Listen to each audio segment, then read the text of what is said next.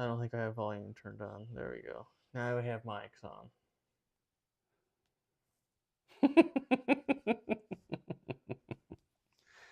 So sad. Oh my. I can hear myself laughing now.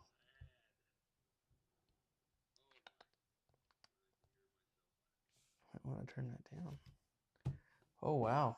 It's decided to zoom in on over there. That's just Yeah. Just using the one camera, I guess. Now I'll fix it. Some reason it likes to zoom all the way in on the right side there. When I click off of it, is it gonna stay this time?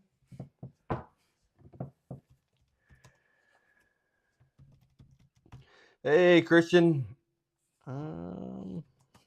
Okay, well, I can at least try and get this to pull up.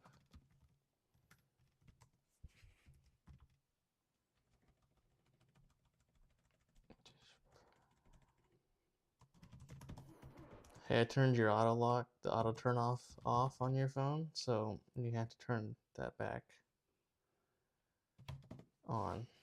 Otherwise, your phone will stay on the entire.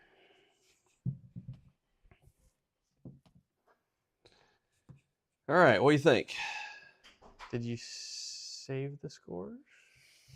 They're on my mail. I did not download it because we had to restart the Wi-Fi, and we have one camera working, the other camera is on vacation. So I don't know. Caleb does a great job with operating all of the things that make everything work, and I'm not very good at it. So thank goodness we have Caleb. I can save them to files. Okay. What if I just text them? It's like, oh, it's a PDF. It doesn't like PDFs. Can you just open it? Can you? That works. Yeah. We'll see.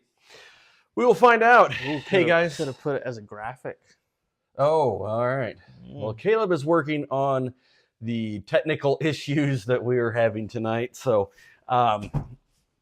real quick, want to thank Maxxis Tires, Laser Nut, Metal Cloak, Brannick Motorsports, Crown Automotive, Spider Tracks Off-Road, Raceline Wheels, PCI Race Radios, and as always, Tire Right for their support of our 2024 season. It was an amazing season.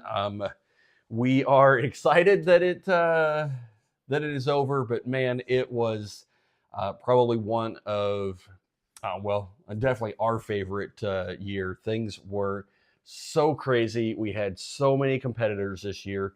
The Brannick Motorsports National Championship was absolutely insane. So, what do we? I saw that it's not red anymore. So it went to my other. It went to that one. So we're on that one. Because auto director's turned on, so it's just running around freely. Okay, gotcha.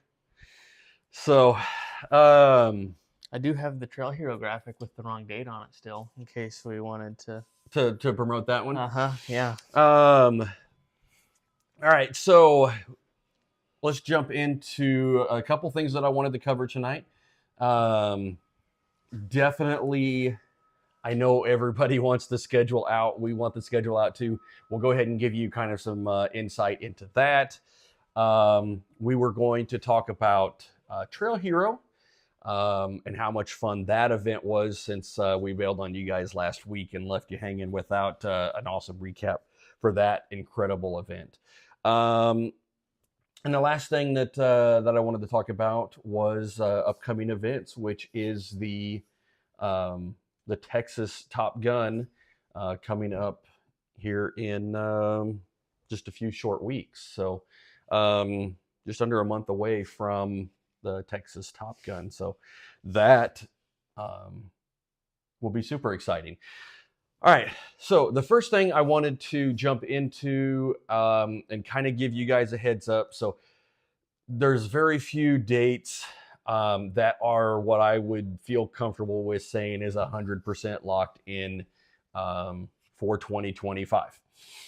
We have all of our big event sites are solid. We're looking at still trying to get confirmation on some new event sites that I think are going to be pretty insane. I think it's going to be a ton of fun and have the opportunity for some big events that to add to Baghdad, to Cedar City, to Tennessee, and to Farmington. So obviously those 4 are great events. We have a great turnout there, which is great for our competitors and also our marketing partners. So those events are locked in. Date wise for Baghdad, we are tentatively scheduled for March 1st and 2nd. So nothing that we can put on paper yet. They've got a meeting coming up here in the next couple weeks that will they'll be able to solidify that date for us and make sure that they don't have anything else conflicting. So as soon as we hear back from the mine with Aaron, we will get that date solidified and on the schedule and ready to go. Texas, we are looking at Texas being in March again, the end of March. We'll confirm that. We've got to confirm that with the park, but we're pretty certain that will be, again, a double point for the East versus West. That worked out really well this year, and it looks like that is going to come back and be kind of that one-off event, but you get double points for the Brannick Motorsports National Championship there. So that will be awesome as well.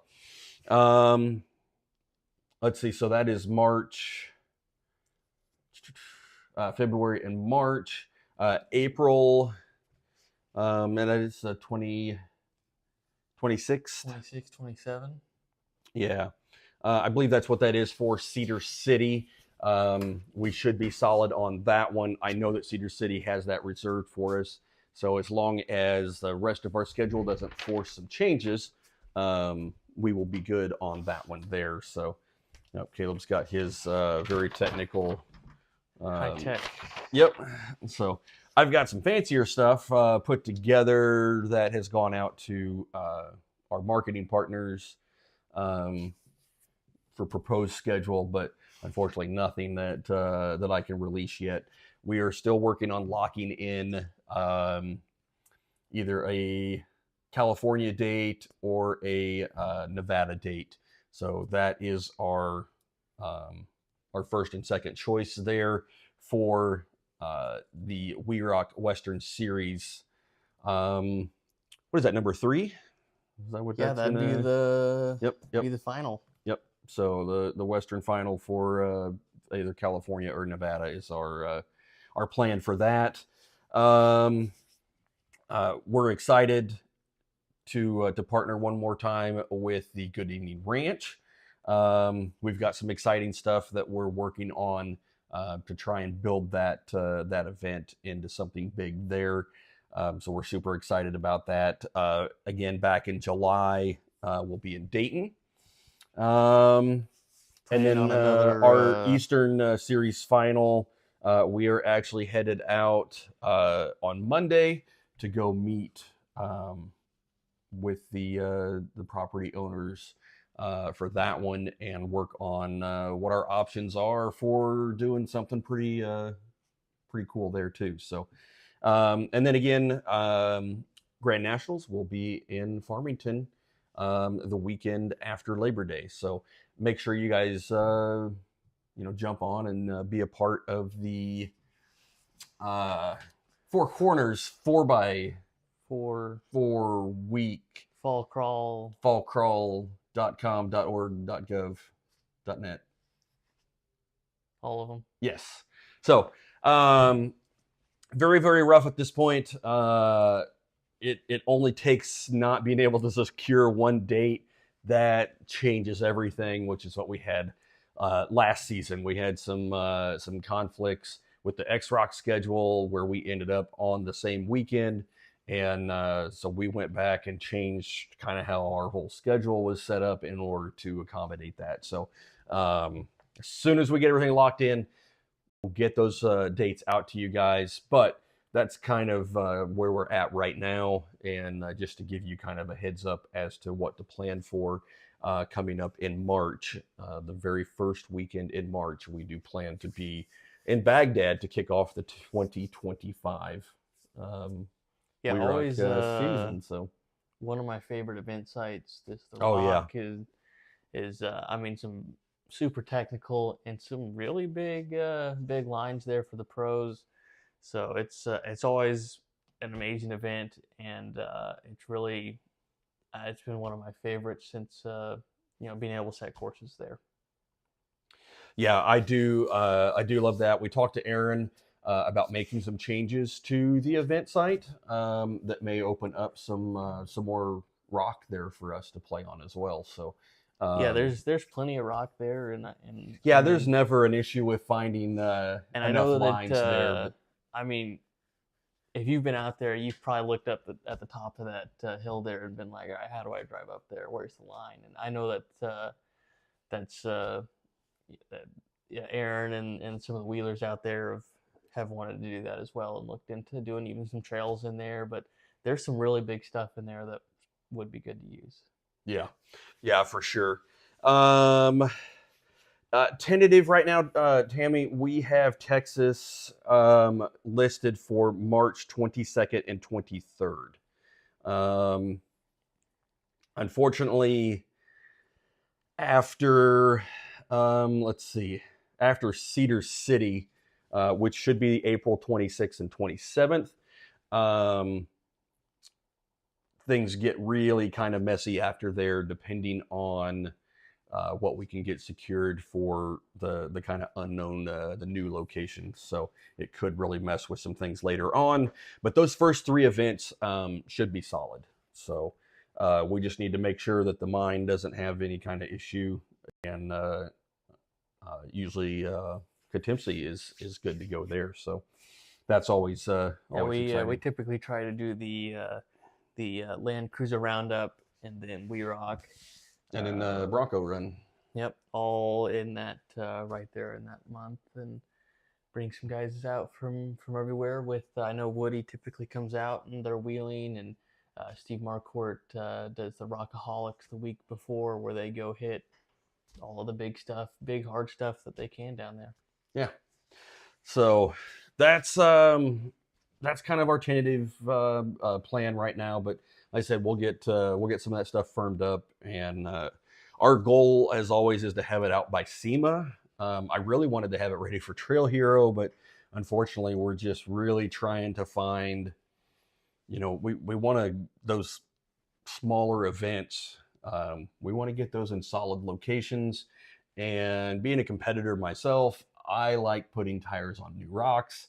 So that's always, exciting as well. So if we can secure, some really solid, well-attended events that are in new locations, that will definitely, work great for everybody, I think. So, yep.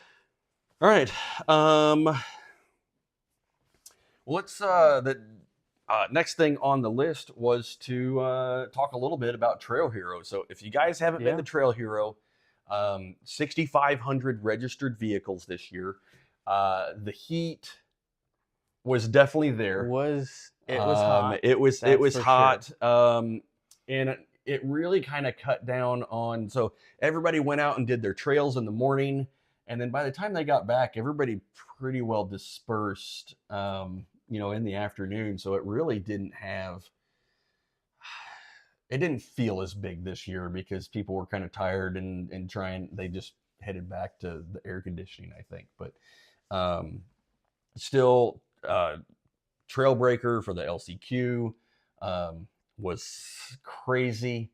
John Himble destroyed his car. fell off that side hill, and I think he broke crushed the back of the car. Oh my! Well, yeah, crushed the back of the car, which folded the front of the chassis up as well. Like that thing needs a whole new roof from the A pillar to the C pillar and that. So it was crazy, and that congratulations to everyone that qualified in there. And I'm trying to think of all the competitors. Brian Jensen, he ran Sportsman A last year at Trail Hero with us. So he's competed in WERock before, but most except Brian Jensen and Jeff, I can't remember his last name, in the green Jeep buggy, were the only two that I think pretty much haven't run with us all season. Yeah. Danny Benner, John Himble, the Melchners, Brett Dickey, Brassanini, they've pretty much all run with us all season in WERock on the pro side. Yeah. Yeah, and unfortunately, so a lot of the East Coast teams had trouble with vapor locking on their I know rigs, Dale Stotler got up to LCQ and the car just quit. Yeah. That was it. Drove it up there, vapor locked, and he's like, you know what, Danny, you go run an LCQ. And he almost had it, but that side hill claimed him. I almost got everybody. Yeah. That was. Either you made that one or you didn't.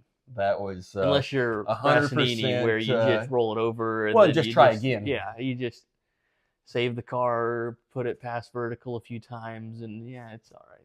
Yeah, no big deal. Hey Kyle, thanks for jumping on with us. So we went to LCQ. We did not make it to the side-by-side shootout. That was the Maxxis Tires Rockzilla shootout there. We did not make it up there. We were whooped. The sand and the heat really kicked our butts. So, hey, Steph. Yeah, I know that it was a really hard course. I don't think anyone actually made it out the top. Nope. And it came to a game of who could put the car in that notch the farthest. Yeah. So, we went into Thursday for the Trail Breaker. Again, absolutely insane. One of my favorite moments of all of that was little Charlie and Dave Wong used their cone dodging skills, and they went up on the ledge and kind of side hill around the flag and made it through that gate. And instead of going up the obstacle, we're going to drive right up next to that flag, which would pretty much, it's a cone, and they were used to that. Yeah.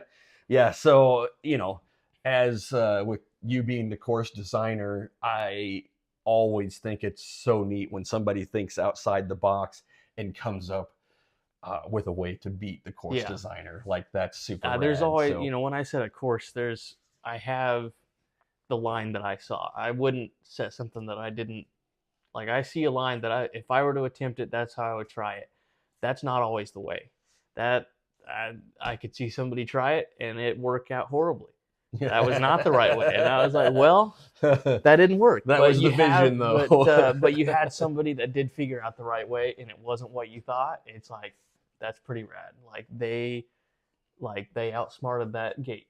They found the way. So in talking with course designers, we got to see Rich turn around with the same expression that we've had on our face when Brett Dickey ran through the LCQ course in a little over 4 minutes. Yeah, it was. He turned around. I'm like, yeah, that's Brett. Yeah, welcome. This is almost every shootout course, every bonus gate that almost none of the unlimiteds would get. Brett would come on course, drive through it like it wasn't even there, and finish the course with 4 minutes to spare. Yeah. And it's like, all right. And did I set that, was it too easy? But yes, because that was the same look that we had when we looked at each other in Dayton, Tennessee, and Brett drove straight up the wall under the huge undercut, and he didn't even spin a tire. He just drove up it. And none of the unlimiteds got up. He probably ran the first 4 gates in probably 2 minutes. Yeah. and I was like, I set the sheet out too easy. Yeah. Yeah. And We that looked at was each not other the like, case. this was the hardest thing we could set here, Yeah. and he made it look dumb. So, And then the unlimited teams went on there, and nobody else even got that first gate. yeah. They tried, and they just wailed on it, or they had to just take the cone dirty and get up the climb. But Brett never slowed down and drove through it like it wasn't even there. Yeah. Yeah. It was unbelievable. So it was great to see little Rich have that same expression on his face of like, oh my gosh, how did that just happen? And that's been our season with Brett Dickey. Like, oh my gosh, how is this kid making this happen? And just wait till, I don't know, he matures a little bit or something. But I don't know. I don't know. I don't know where you go. I mean, Pro Trail, Western, Eastern, national champion. And not only that, but he went out in the Trailbreaker, qualified, and then beat Caleb Redden in the Trailbreaker, taking the top spot, showing Caleb how to drive his own car, apparently. Yeah. So, yeah. Absolutely insane. So, the level that these competitors are at is mind-blowing, what they can do in a car, and it is so fun watching them, just hone their craft and build their skills and just keep pushing the limits. So super cool. So moving into the WERock event on Friday. We had all of that, and then we had the WERock event. Oh yeah, and then we got to the WERock event. So one of the super cool things typically about the Trail Hero platform, it does give us the opportunity to kind of play with some different formats. We have not done that. We really want to showcase kind of exactly what we do, and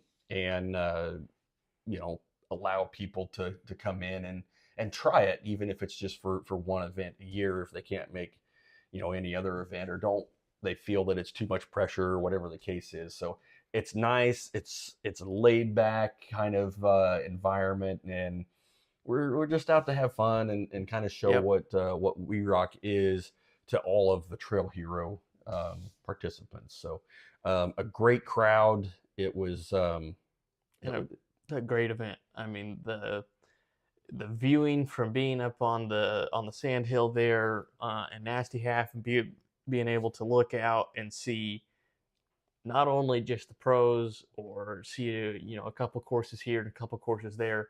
You got to watch every single course going on while you were standing right up on top, and easy ups were all the way up and down the sand there, and so you had shade and you could sit there and see everything, and it was a great show. We had a lot of action and a lot of good competitors and a lot of new competitors, and we had a stacked unlimited field. I think we have 13 in the unlimited class alone. Yeah. And we were trying to cap things at 12. Yeah, so for the pro side. The entire pro side. So we ended up over our cap just in unlimited in an unlimited class. But it was a great turnout for sure. Yep. So, and the courses were very hard, very technical, but very doable for everyone across the board, and it pushed the limits of everyone.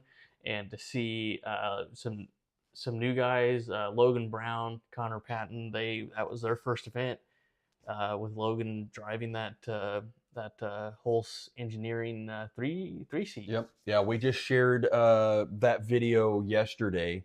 So if you guys want to look at his efforts for the 3 courses, and he really did a really good job with that big of a car. Now, he said that thing's only like 83 inches wide. Is it 83, 84? That car looks way wider. It looked really wide in some of those gates. Like there was a one side hill gate where he was in the crack, and it looked like it was impossible to fit that car through there. It looked, and really a typical Sand Hollow car that I'm seeing is 86 inches wide. Is your more It normal. Looked like it was at least 86 inches wide. It looks like an RC car. But still, I mean, it being a 3-seat car, and he'd never been. I know he spotted for I think a couple of WERock events on the sportsman side, but he wanted to step up and run on the pro side, and we had the pro trail class, but it would have been Logan, uh, Both Logans. We both would have had Logans Logan and Backus Tyler, and which they were sharing their car, Logan's car. So they're like, why just run with 2 cars in pro trail? Let's step up into unlimited and let's play with everyone. And really, uh, Logan Brown did a phenomenal job. He was right up there with those single seat cars. yeah, it was super cool. He definitely knew how to play the game. Yeah. And that's usually the hardest part with WERock is just, yeah, you're a great rock crawler, but trying to figure out um, the when to take a gate, when to take a back, and how to manipulate all of that stuff. Use the other area around course. Well, I know he's also been around a lot of the RC competitions. Yeah. That's his main. I think his main focus of his YouTube channel, West Desert Wheeler, is the RC side, and so I mean, you can really learn a lot about a competition format. Especially with the WERock going on that we had this year. Just learning the format of how to compete with the WERock style, the reverses, the cones, the penalty points, everything that goes on with that. It's all strategy that you can translate over into a real competition in a full-size car. Yeah. So Logan Brown ended up in, I believe, 4th. 5th, just behind Dave Wong, which is not. That is a very respectable place. Yeah. To be. And then right behind him was another RC car guy, Kyle Listful, back for his first time in like 10 years or more. No, in 19 years. 19 years. Because I'm 19. Yeah. And the last time he competed was 2005, which was the is same your year I was born. So 19 years, yeah, give or take. And came out and did a phenomenal job in that beautiful Jesse Haynes chassis that he's put together there. Incredible fab work on that, and that was super cool. Did an amazing job. Some other Neozumi, Seiji. Yep. Drove Neozumi's new unlimited car. They did have a roll, but it's well, the cars it's so a small narrow. a small car, so a lot of the wider cars don't end up back on their tires as easy, and that one right back on its tires. Yeah, like it never even happened. Like it was part of the plan. Yeah. They got it, landed on all 4, backed up, and kept driving. And I think they ended up timing out or coning out after. Unfortunately, on that course, though, they weren't able to finish, but they did make it up the obstacle. They rolled on and continued. They just, I think they didn't make it through gate 4. Yeah, but a great effort in a brand new car. Yeah, and I think that was really the first time it'd been wheeled hard. I know they had it out for testing there at Neozumi's place, but it's a completely different level going to a WERock event, and probably the toughest wheeling in the country is right there at Sand Hollow, and it's some big stuff there. One of the other notables that was Matt Messer. He came out, wanted to run. Whatever happened over there on that course? And I watched him. They started on the first course, and I'm like, all right, let's see what he can do. And I looked at the rear of the car, and I'm like, that's a drag axle, old school unlimited car. Yep. That. And they had just got it out of storage. It hadn't ran in quite some time, so they were having some tuning issues with it. So the car wasn't 100%, but to have him and Olivia back out, on course, I thought was super cool. And I knew without the rear steer, the narrow gates that we have, a lot of times I design those narrow gates to force you into, challenging the rear steer guys. I have to challenge 50 degrees front and rear steering. And with the narrow gate, I really try and tighten stuff up and make it to where it forces them to dodge a cone with rear steer. And just to finish with a drag axle car, I mean, the Pro Mod class is such a hard class, and he was, I mean, it almost would have been in the Pro Mod class except for the narrow chassis. Yeah. I mean, Yeah, there's not a exactly. whole lot different between a drag axle car and like a single seat drag axle car and a Pro Mod now. It's just about finishing the courses. Yeah. So I did talk to Matt. He is talking about putting wider axles under it and adding rear steer to it for next season. So we are super excited to have them back out and competing with us. That'll be will be a ton of fun. But so Dave Wong, fourth place. They came out and had fun. Yep. They didn't push hard. They were just out to have fun. A relaxed event, no points or anything. So, and I think they accomplished that. It looked like they had a good time out there and did well, even though they weren't, the top of the scores. But so Dave was negative 42. Dale Stotler, our first podium position, negative 57. What do we got over there? Let's move this over here in the middle. So I guess I could pull it up to where everyone can see. Yeah. I might be able to zoom in here even with that. We'll at least have the our order here. The names. Yeah, I don't have enough room to put the scores on there, but into second place there we have Brett Dickey, and then Sawyer stepped up to spot for him, and man, that was awesome to watch them. They accomplished pretty much every line there was. Every line I set, Brett Dickey was on it and putting on a show. I mean, from just a full throttle assault to almost rolling the car. And I mean, it was just amazing to see those two kids on course. Yeah, I was up across on the sand hill announcing with Glenn Plake. And as soon as I said Brett's not going to make that bonus, like I think he's too belly hung. Caleb was down at the bottom calling BS on me, and he was right. Brett able to just somehow find traction and pull that car up, even though like the rear tires weren't really on the ground. It was just bellied out and just drug that car up. It's very similar to how your trail car works. You don't need all those tires on the ground. It's overrated. And capping off a great season for Melchner Motorsports, Little Charlie coming out on the top of the box with a negative 77. So, and that's been really amazing to see him this season. And now he just got a new car, a supercharged 2 something Ecotech from his 1 something turbo, which he ran in LCQ with the cheater shocks. And on the last gate, he was neutral dropping everything. He would just put his foot to the floor, neutral drop it, and the car still really didn't want to launch, to running the new car in Trailbreaker and being the only Jesse car to make the back climb. Yeah.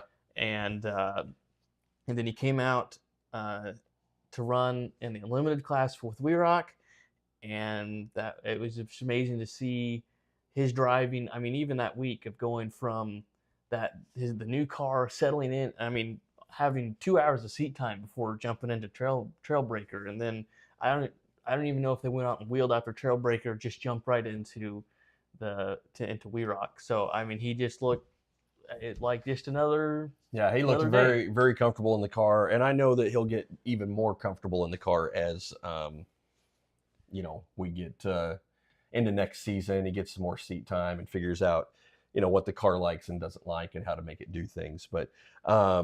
But Jesse spotting, for Little Charlie, and I hope that continues into next year as well, because that's a great team. And I know Little Charlie is not afraid to tell Jesse he's wrong.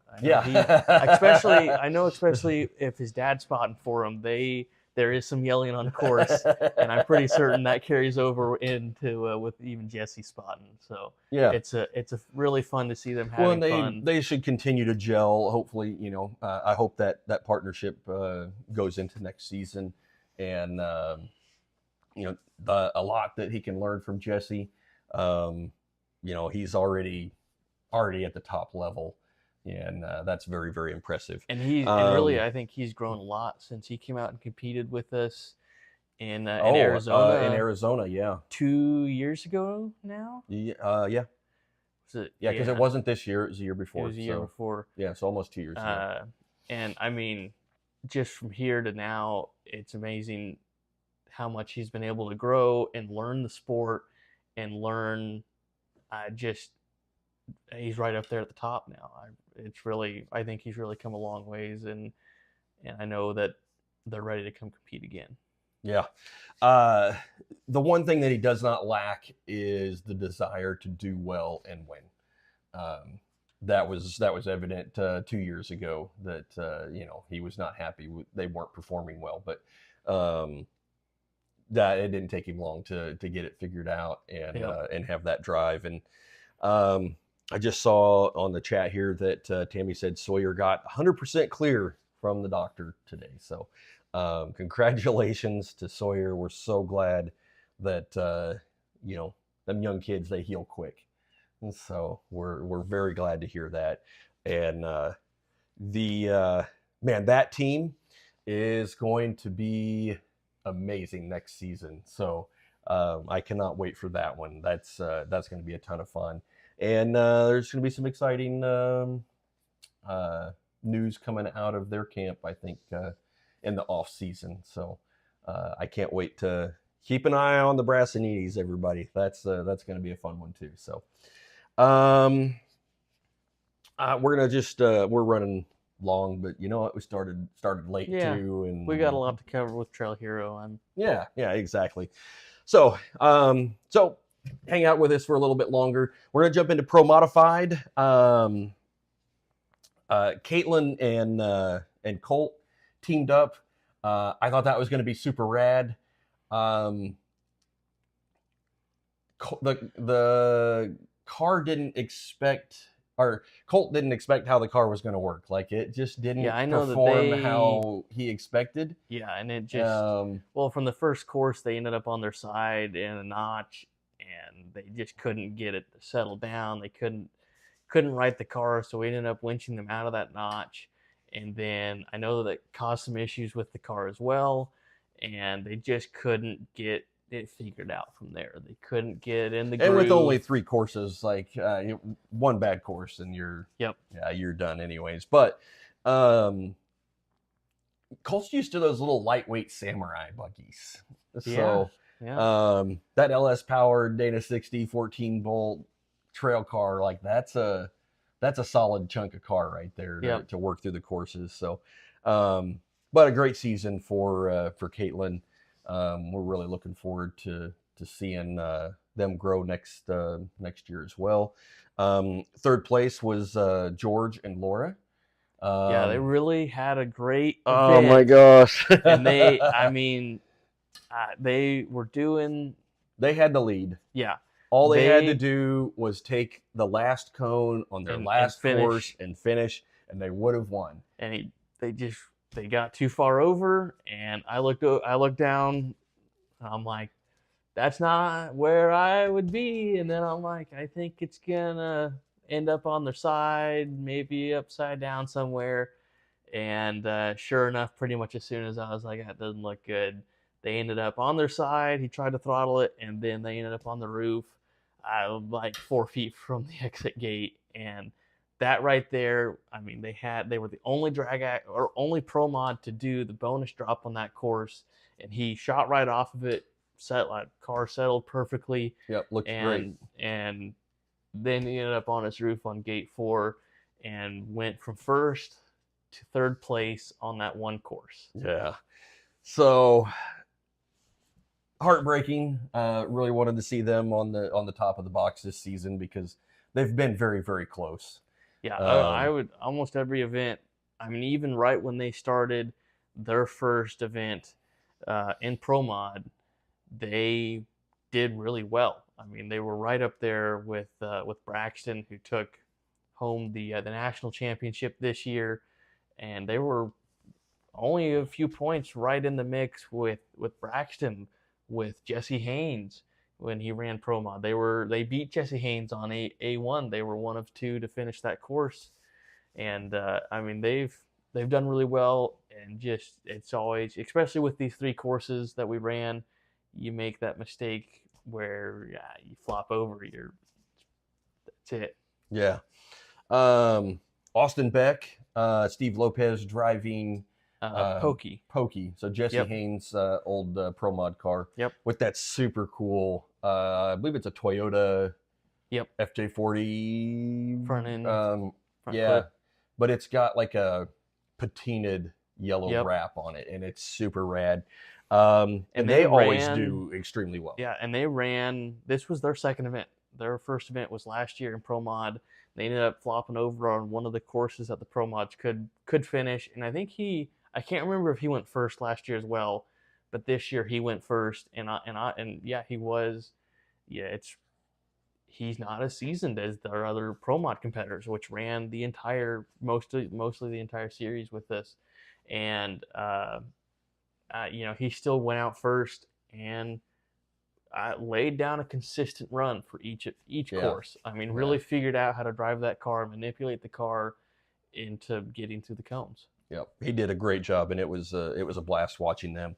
And then so Brett's spelled wrong on our list here. Colby's always spelled it wrong. Yeah, all year.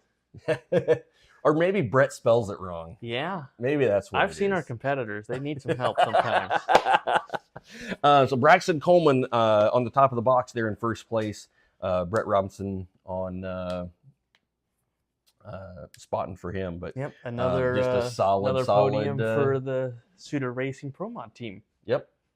So our Brannick Motorsports national champions in Pro Modified. So that's a great show from the Pro Mods and Unlimited. So jumping down into Sportsman A, Leah Hockman was super awesome to have her on course. First time in the new car. Yep. Steve Milano's old car. Not a lot of seat time in it, but nope. She did a great job.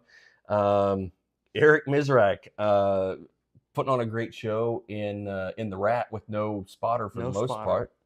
So that was super cool. Craig and Craig had I know they flopped struggles over, and then the car wasn't running right.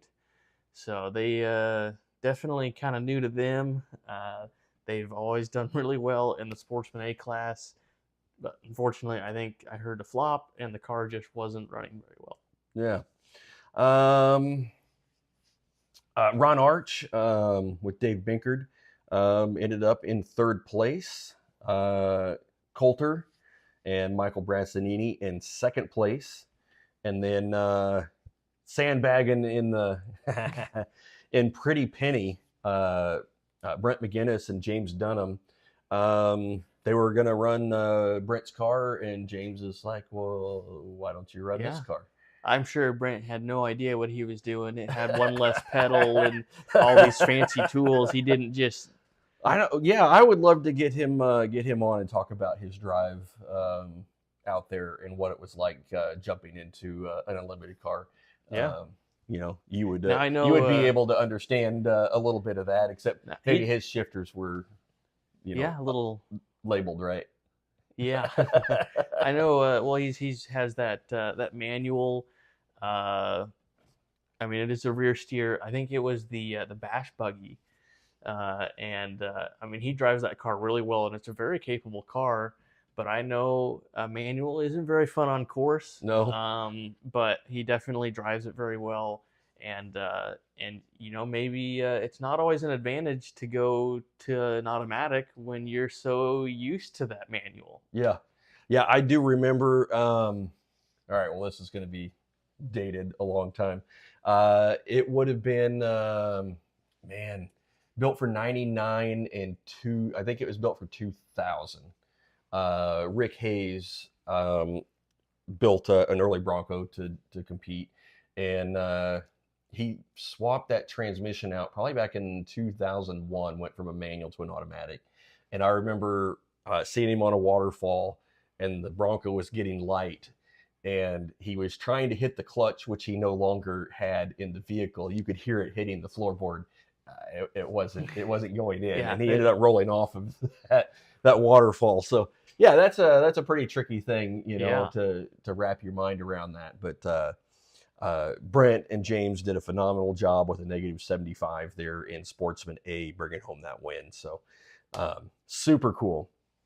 Rory taking top honors in Sportsman B. Didn't get to run in Farmington. Ended up registering or showing up to register too late in the morning. Didn't get to run. Made sure he was going to be on the list for Trail Hero. He was one of the first guys on the list, but taking home that top spot in Sportsman B. Tyler Doyle. What did Tyler drive? I'm not placing it right now. I want to say Austin head. Gordon drove a white Toyota. It's the only thing I can remember. Yeah. Which it looked like he pulled up in a clapped out white Toyota, like Toyota people do. And I'm like, I was not expecting to see him on the podium. Yeah. So super cool. It just goes to show that, knowing how to manipulate your car is really king in WERock for sure. So Veronica ended up in 4th in Sportsman B. Crystal Hansen with her brand new old school Pro Mod car, working on getting that dialed in. I know her. And working on talking her into running Pro Mod next year. Right. As the rest of the Pro Mod drivers and teams have been. Yep. And she was spotted by Gordon Bailey, who's actually driven that buggy before. So he had a pretty good feel for that. He's used to spotting early Broncos, full body early Broncos. But I think that seemed like a really good fit. My buddy Christian rolled over. I saw him taking a nap. Yeah. So if you're gonna mess up, like, that's the event to mess up. Yeah, and you know what? He made the Maxxis post. Yeah, he did. And so did Caitlin on her side as well. Yep. So even though it wasn't their best showing, they got some good social media time out of those. So Colton Geist, one of my absolute favorite people of the weekend, driving that buggy with his left foot to steer on a steering wheel, shifting with his feet. Way cool. Yep. I would like to think if I was Christian said gravity was strong that day. Yes, it was. Got quite a few people that day. I would like to think that I could be that cool, if I didn't have arms, but I don't know that I could drive the way that Colton does. That was super cool.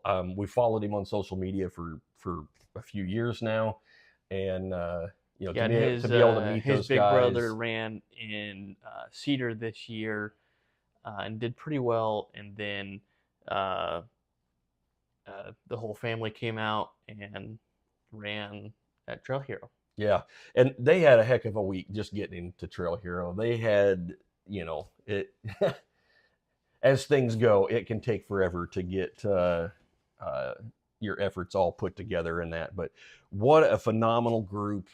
Thank you guys for putting on an incredible show out at Trail Hero and really promoting what WERock rock crawling is all about. So thank you so much for that. It was so much fun. George said he agreed about the gravity as well. Yeah. But also, George, it put you down at the bottom of that bonus gate on all four. Yeah, phenomenal. All right, so coming up is the Texas Top Gun. Let me pull that information up here real quick. I just had it up today. 7th through the 10th. Coutimsy Rocks. Let's see. If we go to Coutimsy, Linktree is the most information that I have found online about the event. I would like to try and get where did that go? Shane or Randy, we'll try and get them on next week and see if we can't talk about that a little bit. Just what to expect, both as a spectator and a competitor. Current competitors. So we have Brian Flatbill Pemberton, Skip Scott, John Mad Cow Himble, Maverick Valesky, Dennis Lavrante, Dana Daniel. Yeah. Definitely that dude can kick butt. Chris Kramer, that dude can kick butt. Cam Beasley. So it looks like, Jeff McKinley, Matt Dickey, and Brett Dickey. So those are the 11 spots out of, is it 25? I think 25, yeah. Yep, out of 25. The post that I saw earlier this week was that they had 5 or 6 drag axle cars running for that. And they were looking for more competitors. They needed to at least get to 10, I think it was. So if you guys are interested in the drag axle class, make sure you sign up for that. And we'll try and get you guys some more information as to kind of how that's going to run here in a couple weeks. But that will be a great time. It's such a great venue. And, Coutemsy Rocks, probably the best traction in the world that I've ever been to. Like, that place is incredible for traction. It's a great time of year. Unlimited class pays $10,000 to the winner. And it is like Trailbreaker, so no spotters are allowed. So it is a stacked group of competitors so far. I'm sure they have not updated the website, so we'll get more information. We'll see if we can get Shane or Randy on next week and have them on board. But what else do we have? Was there anything else in there that we needed to? The easiest thing to do is jump online there to